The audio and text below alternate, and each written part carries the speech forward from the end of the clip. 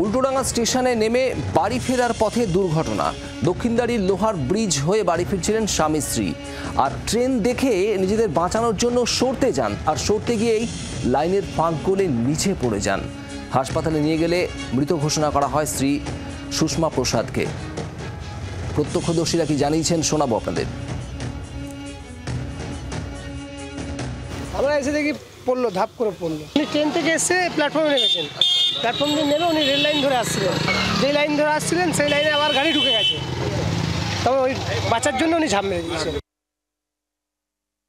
জানতে পেরেছি এটুকুই যে উনি পারাপার হতে সময় ট্রেন আসা অপর দিক দিয়ে দেখতে না পেয়ে হঠাৎ দেখতে পেয়ে থমকে যায়, স্বাভাবিক। ছিল ওপারে প্রাণ বাঁচাতে উনি ঝাঁপ দিতেই মানে খাবার সাথে লেগে যায়।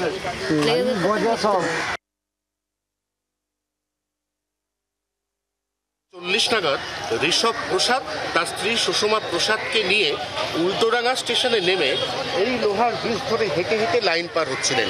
ঠিক যেরকম এই মুহূর্তে আমরা অগণিত যাত্রীকে লাইন পার হতে দেখছি, তার কারণ উল্টোডাঙ্গা স্টেশন থেকে দক্ষিণদাড়ি আসার এটাই হচ্ছে শর্টকাট, আদতে যা একটি মরণ ফাঁদ।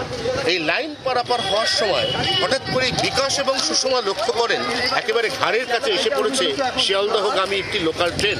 ঠিক সেই জায়গা থেকে টাল সামলাতে না পেরে সুষমা প্রসাদ এই যে ব্রিজ, এই ব্রিজের মধ্যে লাইনের যে ফাঁক, এই ফাঁক বলে পড়ে যান নিচে। একেবারে মুখ থুবড়ে নিচে পড়ায় ঘটনাস্থলে তার মৃত্যু হয়। বরাত জোরে বেঁচে গিয়েছে বিকাশ। 24 ঘন্টার জন্য ক্যামেরা তরুণের সঙ্গে অয়ন, কলকাতা।